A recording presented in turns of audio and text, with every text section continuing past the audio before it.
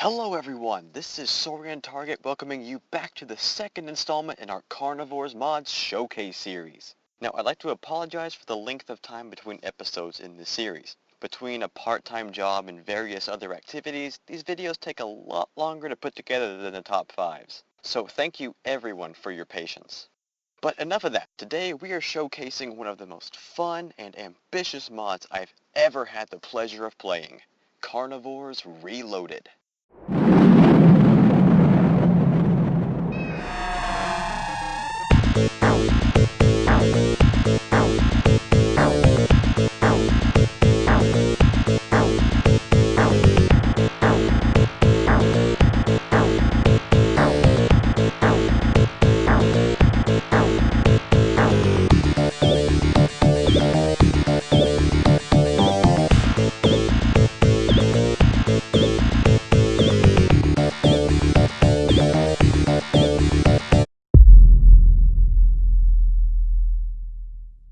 So what I plan to do with this mod is basically the same thing as I've done with the other mod in this series, just run it through the courses. Analyze everything from the menu sounds and designs to the maps, dinosaurs, weapons, and any other little surprises I managed to find tucked away in these awesome mods. And of course, part of the fun in modding carnivores is putting in these little surprises or adding mysterious maps and dinosaurs, so consider this your spoiler warning. If you want to discover everything for yourself, go download and play the mod first, and then come back. Now, Carnivores Reloaded is one of my favorite mods, and has recently been going through some updates. And what I'm covering today is the Beta 6 version of the game. I'll preview some of the upcoming features at the end of the video, so stay tuned if you want to see what's next. And trust me, you'll want to see what's coming up next. So without further ado, let's begin. Now, before we dive into the real meat of the mod, let's place ourselves in the context surrounding the Carnivores Reloaded story. Carnivores Reloaded is essentially a reimagining of the first Carnivores game, utilizing the power and expansions provided by the Carnivores 2 engine.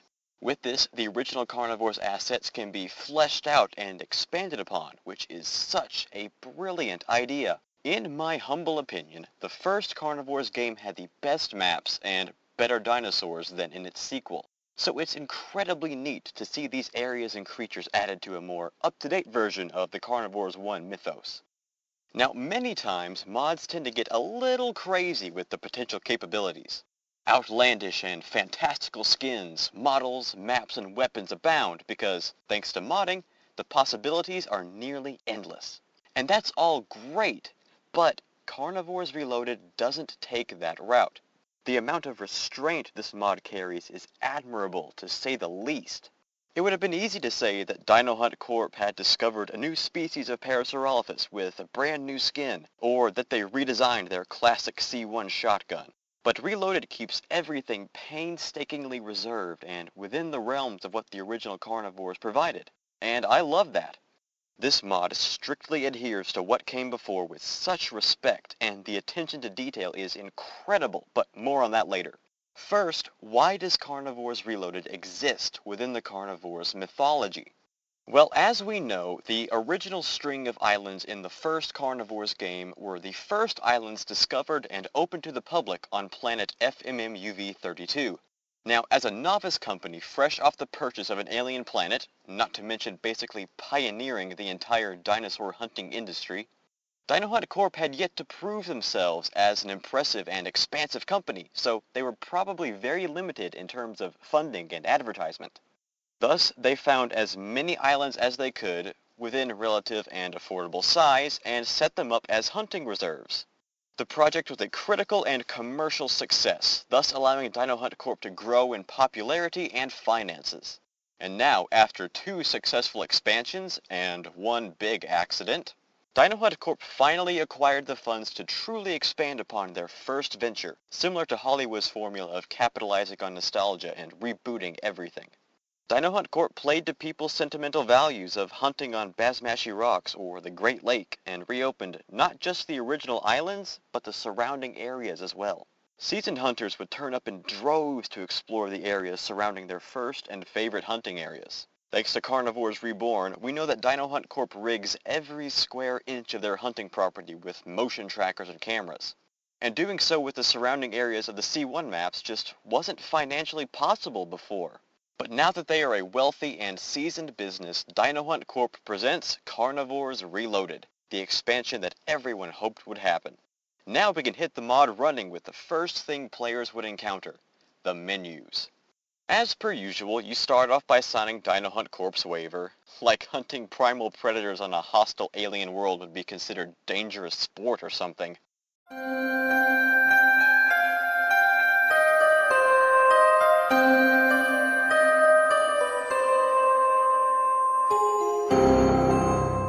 And then you move into your account. Carnivores Reloaded starts you off with approximately 0 points, and I really like that. It gives you a real sense of accomplishment as you work your way up, like you've started from nothing and earned your prizes and trophies. Carnivores Reloaded also features a pseudo-ranking system. While I'm not sure if the actual ranking system from Carnivores 1 can be replicated in its sequel, Reloaded does a pretty great job of pricing each element in a way that mimics the original. The only real change here from the Carnivores 1 menu is the Reloaded subtitle, and that's perfect. The font fits the Carnivores style, and the menu art is that of Carnivores 1, as it should be. The menu features the default music theme, Reclamation, from Vector Man 2 for the Sega Genesis. While I personally prefer the original C1 ambient sound effects, I think the music choice is very interesting. It's thematically neutral. There's nothing menacing, haunting, or overly exuberant about it. It just is. It's kind of cityscape-esque with a fast-paced electronic beat. Now we move on to the Hunt menu, and my goodness, I love this menu. The Carnivores 1 menu style has been translated near flawlessly to the Carnivores 2 menu. The classic landscape art fits perfectly into this menu, and even features the appropriate icons subtly inserted into their respective areas. It's a wonderful and respectful touch. It's just a shame that certain maps have extremely long names and tend to overflow. But that's just my OCD plaguing me again. It is no fault of the mods. The menu pictures are all very well done, and the dinosaur pictures even highlight each creature's weak spots, because, yes, mortal spots are back. The classic Carnivores 1 trophy room returns, with the dusk sky overlooking your prized mounts. The walls appear to have been raised, however, perhaps to shield the mounts from the elements or intruders. One very nice addition to the trophy room is the trophy ship parked atop the stone protrusion in the center of the gallery. This is an excellent touch, and makes sense given this is probably where the trophy ship returns to once the dinosaurs have been properly stuffed. Each bit of equipment in Carnivores Reloaded remains pretty much the same, and free. Hooray! From the Hunt menu, you can see your pick of standard Carnivores 2 equipment, each with its own perks and drawbacks. Observer mode still works well except on herbivores at close range, and the binoculars, wind indicator, and compass remain pretty much untouched. Dino Hunt Corp knows not to mess with certain formulas when rebooting beloved elements. Carnivores Reloaded currently features 8 maps, the original 6 areas plus 2 new maps. However, each map has a new twist. The original Carnivores 1 maps were fairly small. Hunting zones were made much larger by the time of Carnivores 2, more profit and whatnot. Which means in the Carnivores 2 engine, the original maps would have had a lot of empty space. So, Dino Hunt Corp has opened up the surrounding areas around each of the original islands and extended the hunting zones with new locations. I do find it somewhat humorous that Dino Hunt Corp originally only opened up the most northwest landmass in each area, perhaps for the sake of continuity and ease for search and rescue or trophy pickup missions. Now, since each area includes the original Carnivores 1 map, with which I'm sure we're all so familiar by now, I won't dwell on those for too long. Focus will remain on the extended portions of each area. The first area available at 0 points is the Woods of Turan Chalks.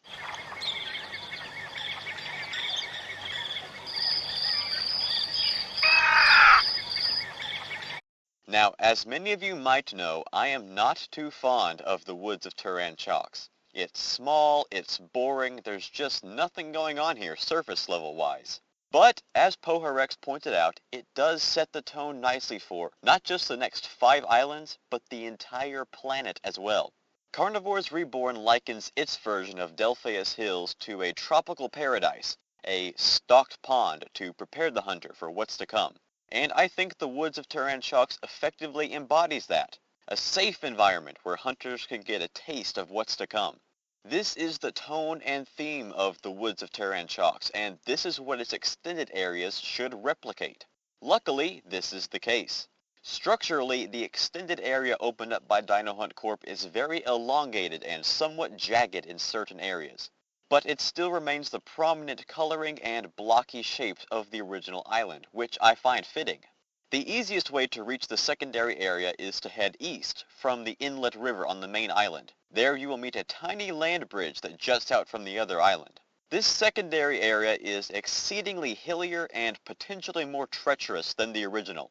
The northernmost section of the island is extremely wooded, to the point where claustrophobia can become an issue. The lightly wooded land of the original island is no more, as it makes way for dark and thick forests. My poor PC has a tough time handling all these trees, so they occasionally come and go, which can make travel pretty difficult in between invisible trees. Heading farther south on the island, the woods lighten again, sightlights become available, and travel becomes much easier. Across from a large rocky area, which makes a pretty great sniping spot, the landmass splits, with a large, singular plateau erupting from the ocean. There is a way to climb up the enormous protrusion, but doing so just takes you to an area that looks exactly like the original island. Travel farther south and the landscape becomes perfect for hunting. Hilly terrain with a good amount of forest makes for my personal favorite hunting spots on the woods of Taranchox, appropriately fitting the theme of the original island and not adding anything outlandish while becoming a worthy expansion in its own right. The next novice rank map available is Basmashi Rocks, my personal favorite C1 era map.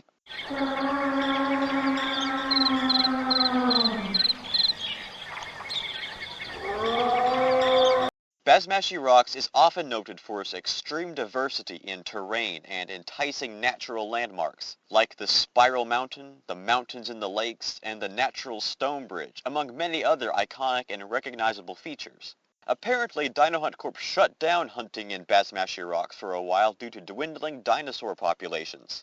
As one of the more popular hunting destinations, it makes sense that overhunting could become a problem here. However, now that the dinosaur populations are on the rise and many new species have found their homes here, the area has been reopened along with several other surrounding islands.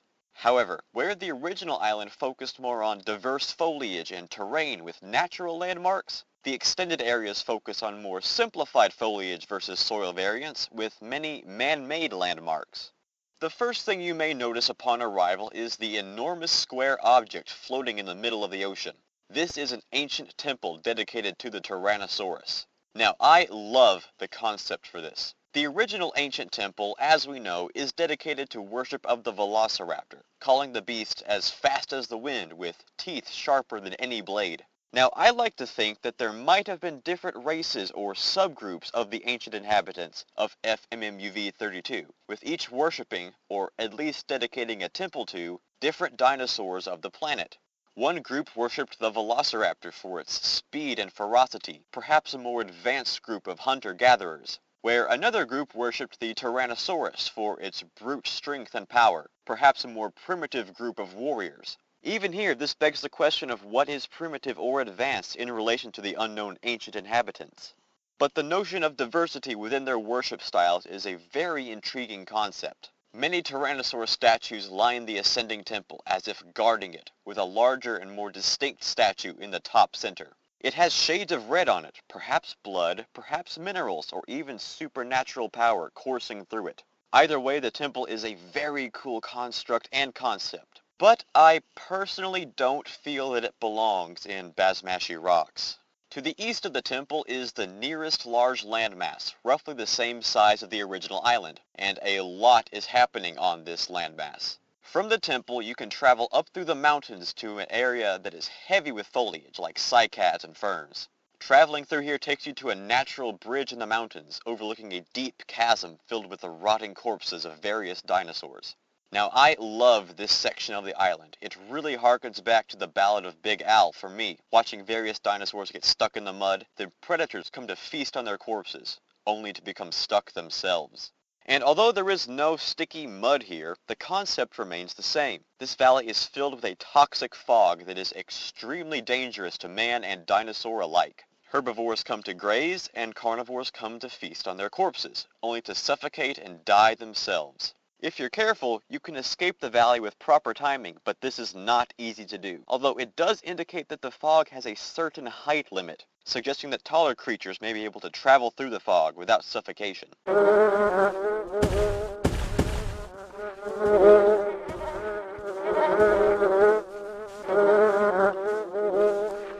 To the east of the chasm is a small desert-like area boasting one large pyramid, while the north of the island houses an exact replica of the ancient Velociraptor temple. This entire area seems to have been a community for the ancients, with two temples and a pyramid located within very close proximity of each other. Perhaps the canyon was, in fact, a dumping pit for sacrificial dinosaurs, and the toxic fog was created as the result of so many corpses. The island to the south features a large beach, similar to the beach in the north of the original island, and a small archipelago to the east. This island features many other formations found on the original island, such as large crater pits and at least two spiral mountains. Huge stone mountains make up the western part of the island, with a huge snow-capped mountain taking up the entire western coast. A small hut resides on top of the mountain, seemingly more modern in design than the other structures. A small pyramid lies to the south of the island, and, best of all, a small bridge resembling the one from the prototype for Basmachi rocks is found connecting the two halves of the island. This is such a great idea, as this mod uses many concepts and legends of the carnivore's lore, so the origin bridge is a perfect addition to extended portions of Basmachi rocks. To the west of this island is a small, circular one on which another temple dedicated to the Tyrannosaurus lies. This island, from its design to its tree placement, feels very artificial and man-made. Perhaps the natives, seeing as they could build temples on water already, decided to build an entire island dedicated to the worship of the Tyrannosaur. In the most southwestern corner is a large, desolate rock formation, on top of which a large, snowy mountain lies. On the top of this mountain is an abandoned village, very similar to Fort Siskin. Ultimately, Basmachi Rocks feels very different from its original island. Instead of a variety and mixture of foliage, rocks, sand, and soil, in addition to many natural landmarks, the extended areas feature a singular grass or stone element, with a smorgasbord of man-made elements from other various carnivores maps, which can be a lot to throw at players for only the second map available in the game. The next and final novice rank map is the Jungles of Gravitsappa, a deep, fog-infested jungle.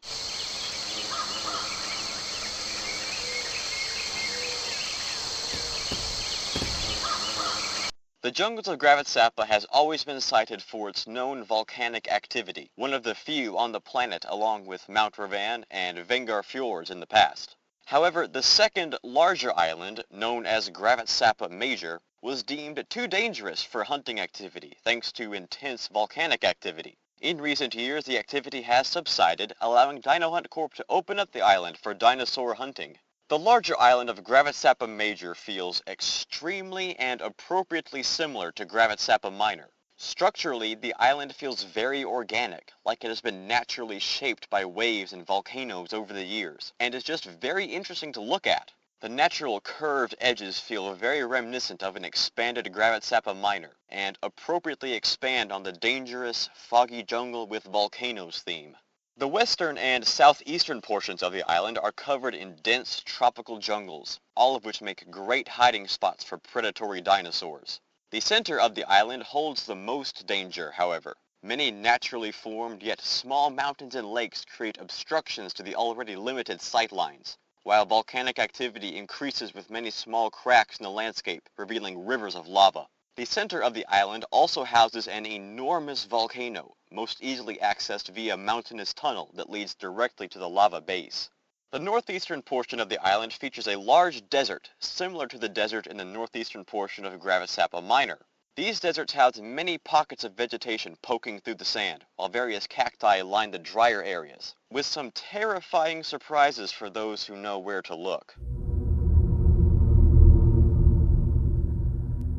The transition of beach to jungle to moss to mudflat to lake all across the island feels so naturally integrated and free-flowing, as an actively volcanic island should. The smaller yet vacant islands surrounding the two larger land masses help complement the natural feeling of the Gravitsapas and create a high-stake, intense hunting environment. The next batch of islands is available at intermediate rank, or 100 points. The first of which is the Ancient Temple, the origin of the ancient civilization.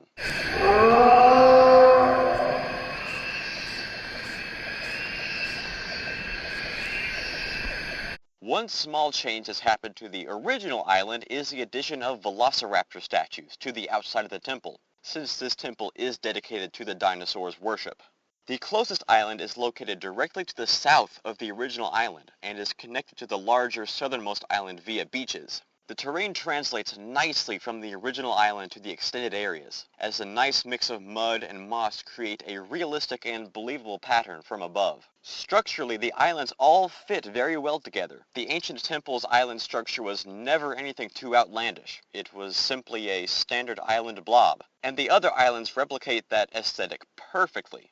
While the only real hint of any volcanic activity on the ancient temple was in the moat of lava surrounding the temple itself, the extended islands hint more at the dangerous lava leaking through the island's surface.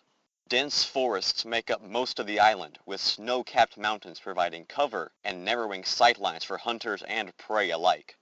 The southernmost island is the largest in the chain. Light woods cover the outer edges, but the inner depths of the island are covered in an enormous indoor temple. Unlike the other temples scattered about FMMEV32, this temple is not for worship, but is instead for hiding an ancient treasure. Be careful, however, greed will not get you far in this Temple of Doom. Interestingly, hunters turn golden upon death in this treasure chamber, perhaps in a supernatural reverse effect of the Midas touch. This temple has everything from a lobby to water traps to a back courtyard, completely destroyed and overrun thanks to the ravages of time. The temple may have even been a place of housing for visitors and those looking to store their valuables. This temple even features a disembodied voice haunting the halls, and plays a great role in adding to the mythology of the dinosaur planet. The eastern island is, again, similarly structured to the others, save one long protrusion in the northwestern beach, but we'll get to that in a minute. Most of the island is covered in similar woods, and the terrain variance is excellent. The transition from mud tracks to mossy coverage looks very natural. A large snow-capped mountain range lines the eastern parts, all connected with a large temple wall, perhaps another secret temple or vault located deep within the mountains. This island also features a large swampland which makes for a nice break in the forests and easier viewing. Now, back to that long stretch of land. There's not much until you get to the very end, where there's a large lookout post. The lookout post is actually a spawn point, so if you have trouble getting to it, don't worry. You might actually spawn up there. Inside the hut at the top is a large stone table, similar to the one found at Fort Siskin's Stonehenge. This lookout may have been a guard post for the other temples, but they are so far away, any lookout warning would have been of little effect, unless either the ancients were advanced enough to travel quickly from one island to another, or the post was for the temple buried in the eastern mountains. To the north of the lookout post is a large collection of ice floes. This, along with the many snow-capped mountains, brings up the question of the ancient temple's placement on the dinosaur planet, as the mountainous terrain, amount of snow and ice, and forest types hint toward it being located farther north than the others. The ice floes don't provide much in the way of hunting environments. There's a whole other game for that, if that's what you're looking for. Although there is a nice little polar Easter egg depicting a frozen battle, further questioning how far north the ancient temple actually lies. To the west of the ice floes, submerged deep beneath the surface, lies what appears to be either a sunken ship or a submerged building. This large construct is clearly not Dino Hunt Corp property, as its design depicts an ancient, primitive build. Two other stone structures lie behind the primary construct, which is the indication that makes me believe these may have been buildings in a settlement instead of a ship. But whatever the answer is, it's a very cool and subtly hidden addition to the carnivore's lore. The next intermediate island available is the Pyramids of Shmu Hadron, another map filled with references to the planet's past.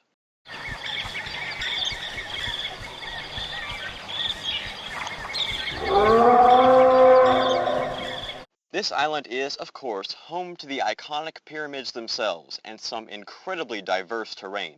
Shmuhadron has, of course, been expanded to the other islands in the area, the first of which is directly across from the main island to the east.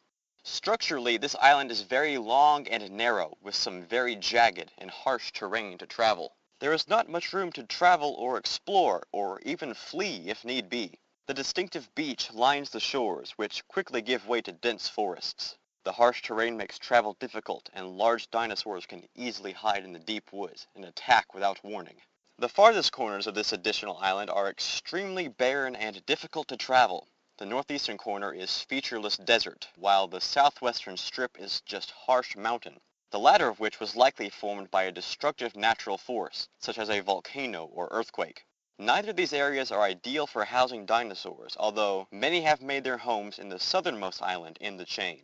This island is the home of an ancient tomb, the entrance to which has collapsed due to either the ravages of time or a catastrophic natural event, perhaps the same one that created the mountainous strip in the northern island, although the door retains the same symbol as seen on the front of the pyramids, indicating a direct correlation between the two. Perhaps the constructor of the pyramids was intended to be buried inside the tomb, and given the unknown physiology and biology of the ancients, the enormous sarcophagus in the tomb may provide further hints at what the ancients looked like. Structurally, this island feels quite artificial and man-made. Its odd shape feels almost out of place and distinct from the other smaller islands in the Shmuhadron chain.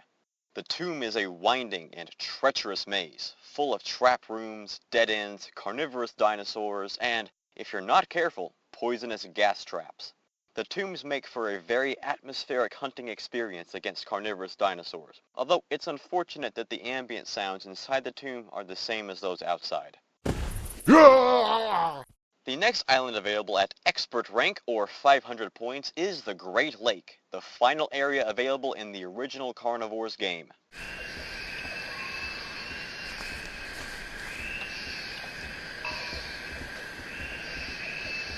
This area was considered expert rank because of its desolate and dangerous terrain. The entire hunting location was formed in the valley of a meteor crash site, the center of which has since filled up to create the Great Lake. Since then, the mountains surrounding the valley have revealed a passageway, likely naturally made, as Dino Hunt Corp would have made it more accessible, to the rest of the island. Unlike the other islands on the Reloaded tour, the Great Lake is one solid landmass instead of several smaller islands. Many still polluted lakes and rivers wind through the landscape, and several hills and mountain ranges divide the island into 4 quadrants.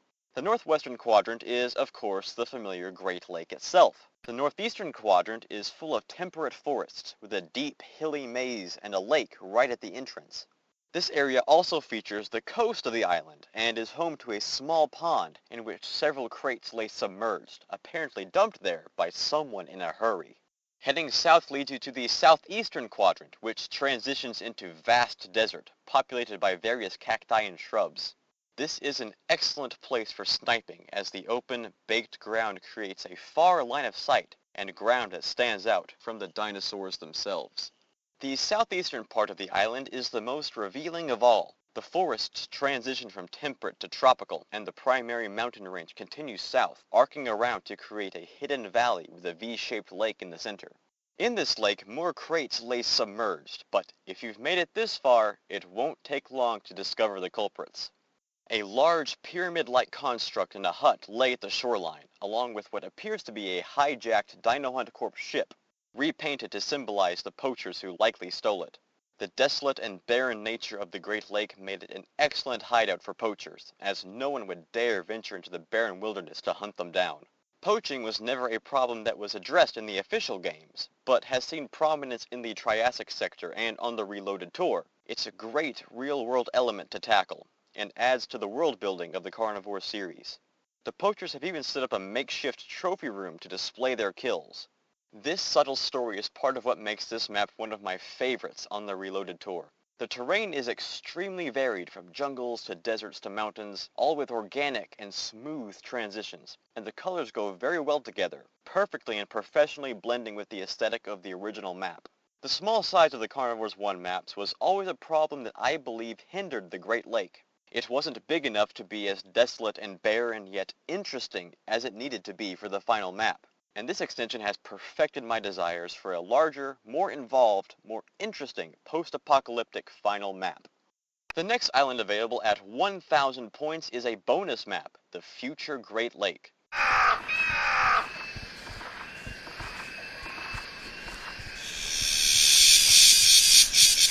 This map is a hypothetical assumption on what the Great Lake will look like in 150 years, once the dust and decay have vanished from the space-assaulted island. This is my favorite map on the Reloaded tour. The Great Lake Expanded is a fantastic map, but now with its lush and vibrant colors, it becomes immensely more fun to hunt on. The colors all work so well together, the different shades of green, moss, and grass, all blending with a dark brown mud and transitioning into the sand dunes and clear blue water all look so lush, and reminds me a lot of the variety and colors of Basmachi rocks. This island is essentially the same as the Great Lake, just cleaned up. The dark ash and dust has all been cleared away from the grounded trees. The lakes have finally cleared up to become healthy and blue, and the area overall just looks more cheerful and healthy. Even the poacher camp and trophy room remain, although I'm not too sure they would each look this nice 150 years later. Seeing some natural decay to the trophy mounts and the hut would have been a cool touch. But alas, as far as I understand it, this map is scheduled for removal from the next build of Reloaded. So if this map interests you as much as it does me, be sure to download it while you can. The final island available to unlock at 2,000 points is Kept Hidden, a mysterious island of mysterious rank until you can afford to buy it, and, well, a map like this doesn't need a written introduction. A map like this just needs to be experienced for oneself.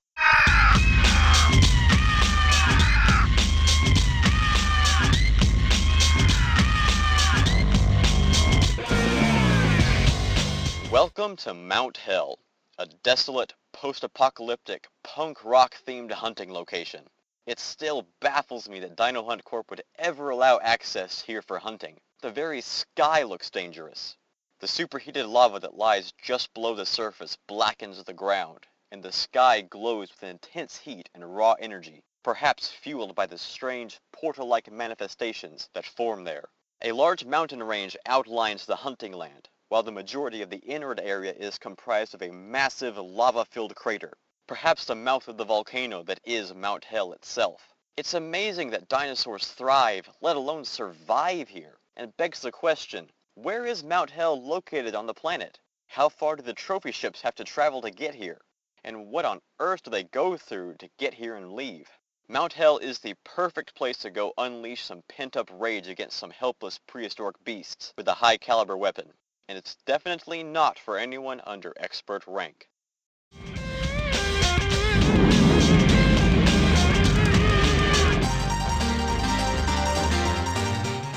Carnivores Reloaded currently features 9 huntable dinosaurs and 6 ambient animals, many of which will be instantly recognizable to seasoned players.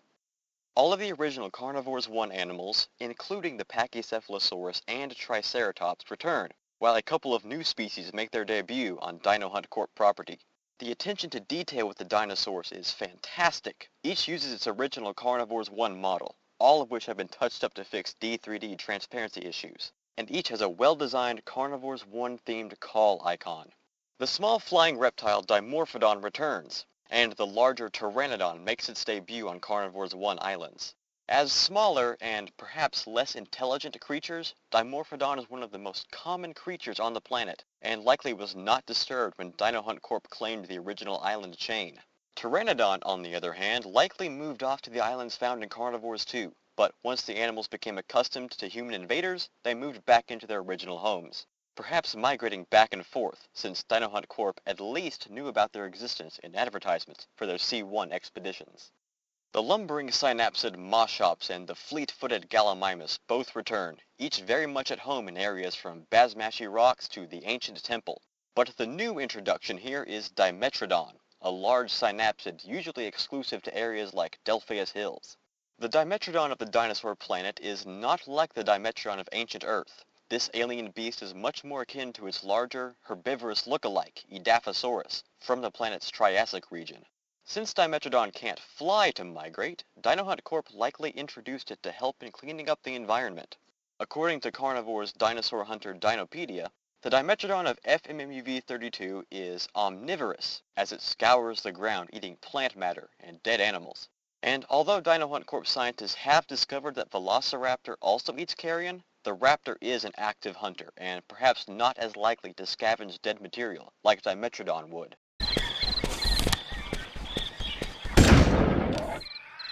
The mighty Brachiosaurus also makes its debut in the C1 area waterways.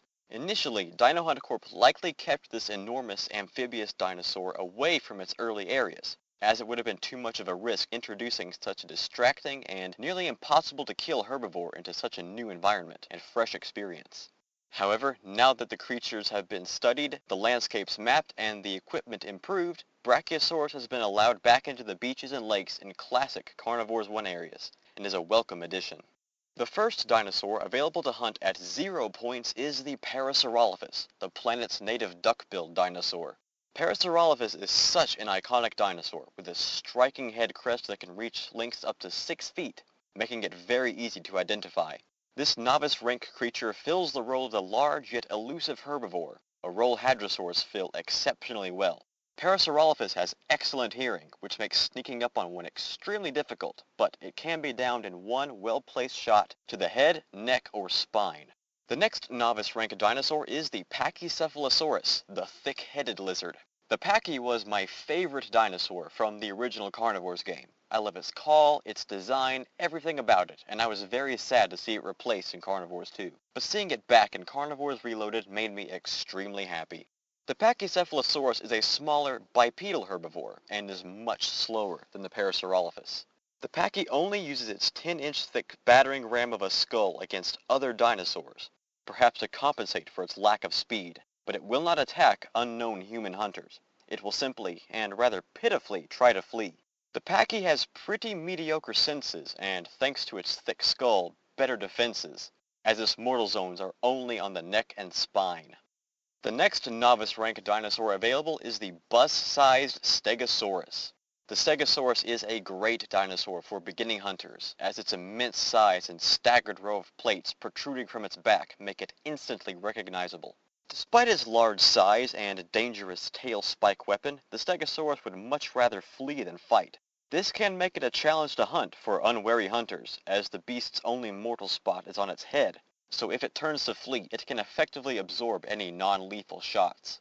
This large representative of the Stegosaur family has pretty poor senses, so sneaking up on one for a clean headshot is not too difficult for beginners. The next and final novice rank dinosaur is the first carnivore available to hunt, and my personal favorite dinosaur, the Allosaurus. The Allosaurus is much smaller than its Earth counterpart, and as such is more likely to flee if it detects intruders from a distance. This is a medium-sized and rather bulky dinosaur that uses its powerful muscles to propel itself quickly at its prey, before subduing them with its expandable jaws and saw-like teeth.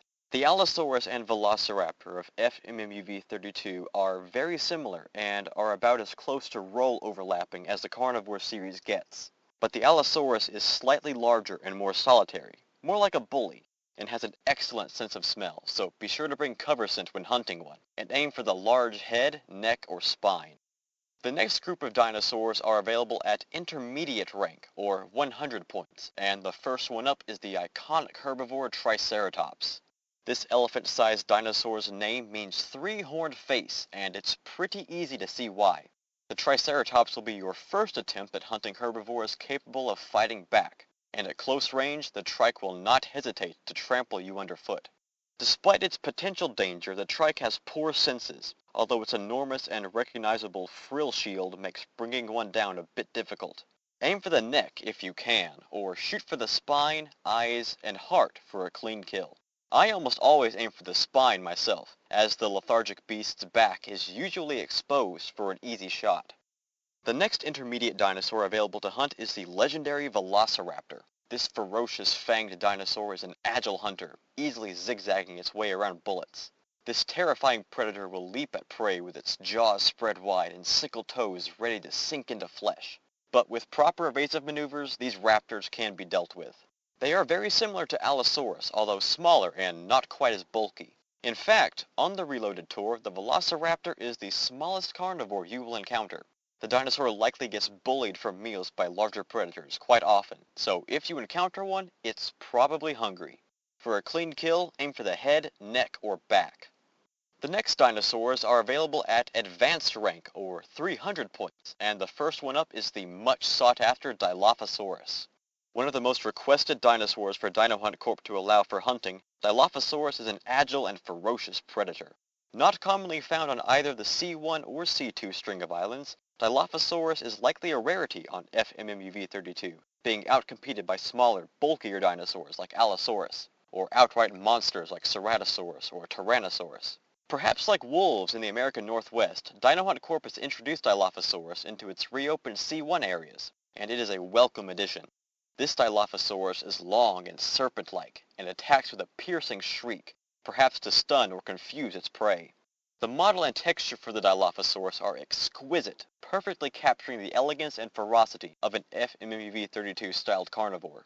Because of its long and elegant form, it's a rather easy dinosaur to take down, despite its excellent sense of smell, with a mortal zone located right on the chest. Despite being visually much larger, the Dilophosaurus shares the same in-game stats as the Velociraptor, much like the C2 Spinosaurus, a dinosaur which it replaced in the later builds of Reloaded. The next advanced rank dinosaur is the Carnotaurus, and not the rather clumsy variant from the C2 areas. This Carnotaurus is a much more stylized and aesthetically appropriate species, with a short, stocky, bulldog-like body and a ferocious temperament. Let's talk about the Carnotaurus' call for a moment. When Tatum introduced the Carnotaurus to Carnivores Dinosaur Hunter, I fell in love with the roar that came with it.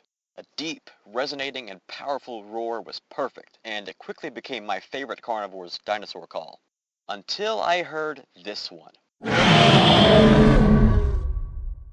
This Carnotaurus has an even more powerful and intimidating roar.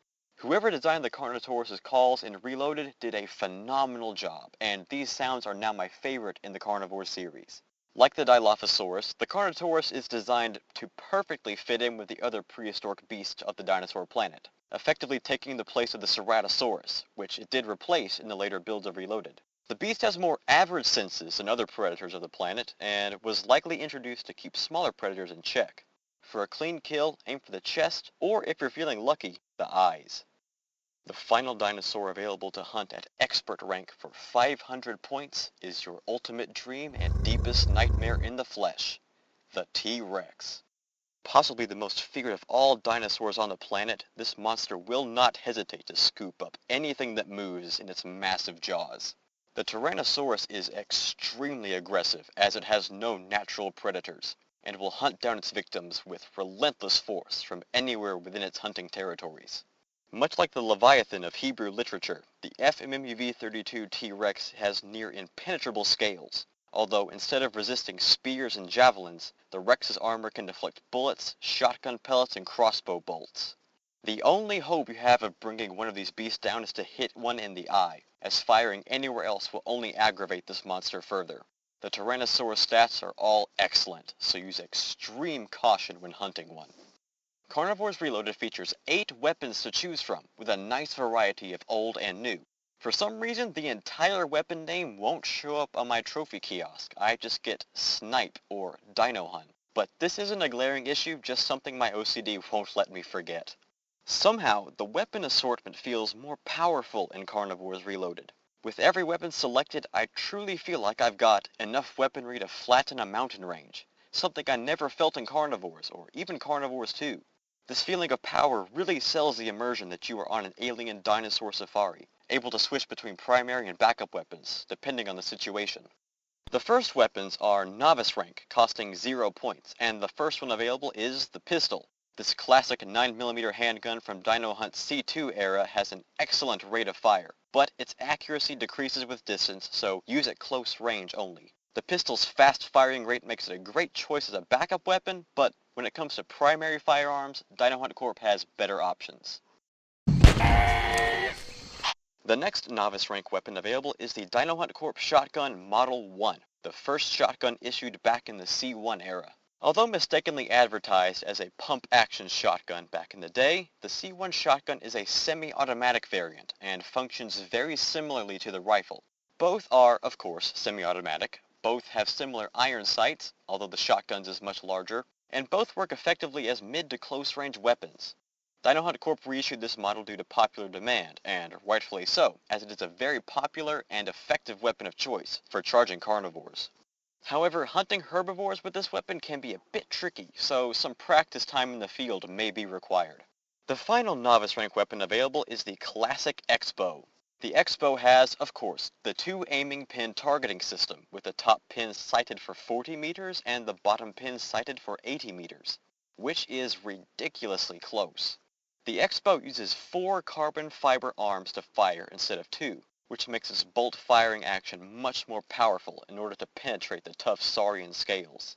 This weapon is preferred for its silence, as many shots can be fired without alerting nearby dinosaurs. However, its tricky accuracy, along with its relatively slow rate of fire, renders the X-Bow a pretty lackluster weapon of choice for those who don't just love it. The next weapons are of intermediate rank, the first of which is the Dino Hunt Corp Shotgun Model 2, the pump-action version of the popular sporting arm. Because of its pump action, this shotgun features a slower rate of fire than the C1 model, but this one also features cleaner, narrower, and accurate iron sights, which makes close combat against a charging carnivore more accurate if slower. So if you prefer to fire fast and not necessarily accurate, take the C1 model along. But if you don't need speed because of your accuracy, then the C2 model might be your preference, which ultimately is the main factor when dealing with shotguns. The next intermediate rank weapon is the double-barreled shotgun. This weapon is essentially the same as the shotgun, but can fire off 2 shots almost simultaneously, which makes it a great middle ground between the C1 and C2 shotguns. The firepower of this weapon is immense, but its range is pitiful, and the iron sights are not that great, which forces it into a backup weapon position at best.